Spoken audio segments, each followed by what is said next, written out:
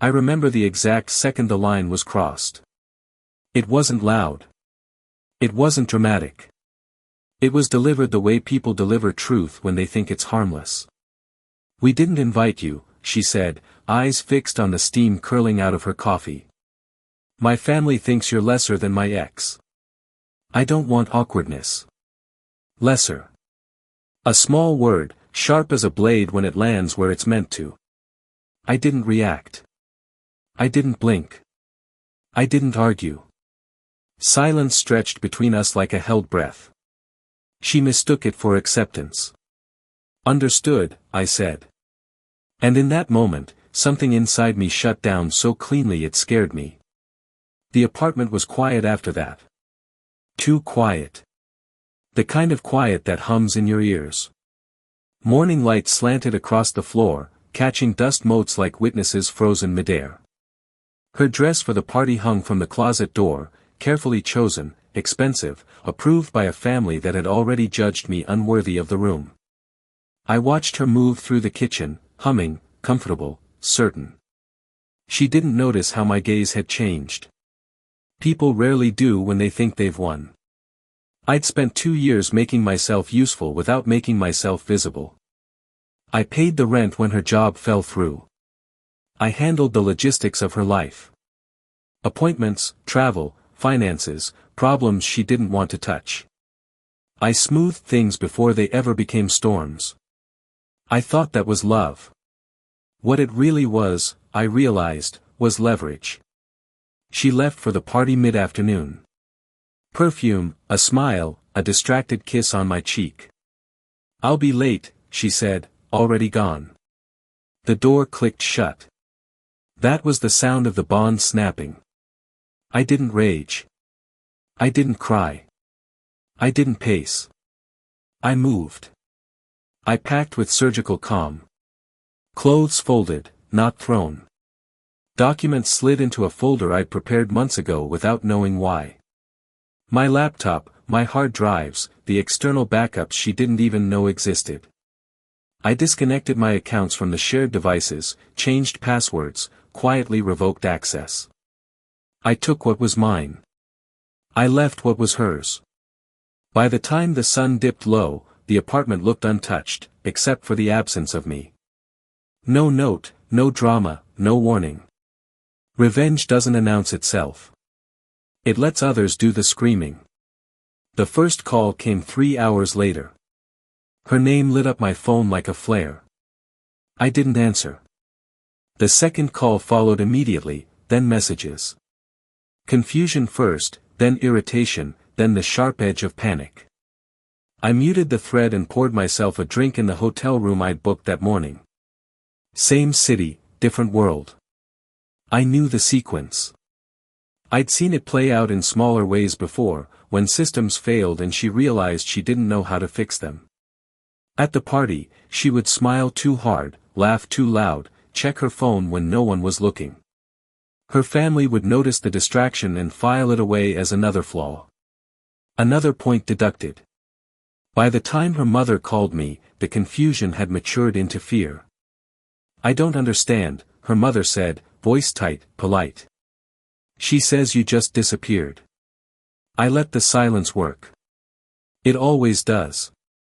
"I wasn't invited," I said finally. So I removed the awkwardness. Her breath caught. A mother recognizing the sound of consequences approaching her child. I didn't block them. That would have been crude. I let the calls come.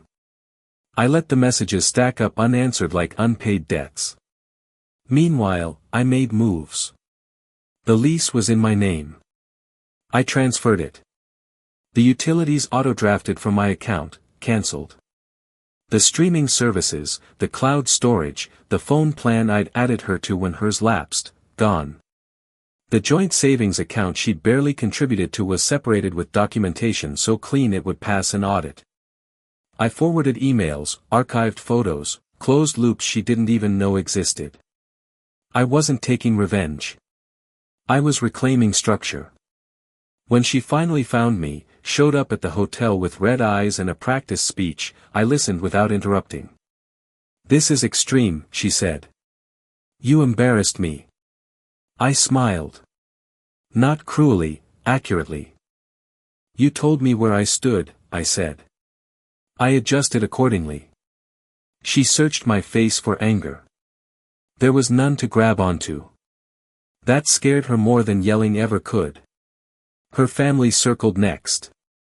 Concern disguised as authority. Invitations to talk. Requests to explain. Subtle reminders of how relationships work. I declined them all with the same calm sentence, I'm respecting your assessment. That phrase traveled. It landed. It echoed. Her brother called. Then her aunt. Each conversation revealed the same thing.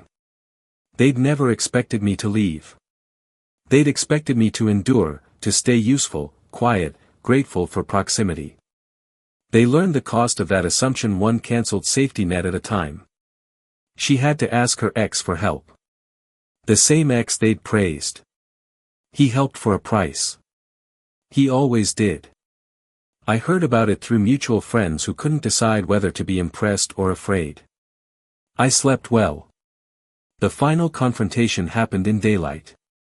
Neutral ground, a cafe she liked because it made her feel important. She sat across from me, smaller somehow, not diminished, exposed. I didn't mean it like that, she said. I nodded. Intent doesn't change impact. You could have talked to me. I did. You answered. Silence fell, not awkward. Educational. I loved you, she said, voice breaking just enough to test me. I know, I replied. You just loved your family's approval more. That landed hard. She reached for my hand.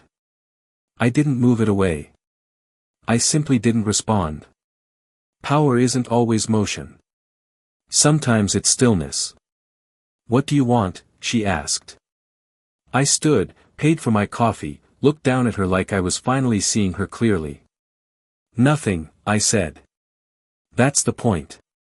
I walked out into the sun feeling lighter than I had in years. Not triumphant, not cruel, clean. Later, her mother texted an apology. Long, careful, too late. I didn't reply. Some lessons require silence to stick. I didn't destroy her life. I removed my hands from holding it together. What collapsed after that was never my responsibility. They thought I was lesser because I was quiet. They learned quiet doesn't mean weak. It means deliberate. And the last thing I ever said to her, the line I know still wakes her up some nights, was this. You didn't lose me at the party. You lost me when you thought I'd stay after being told where I belonged.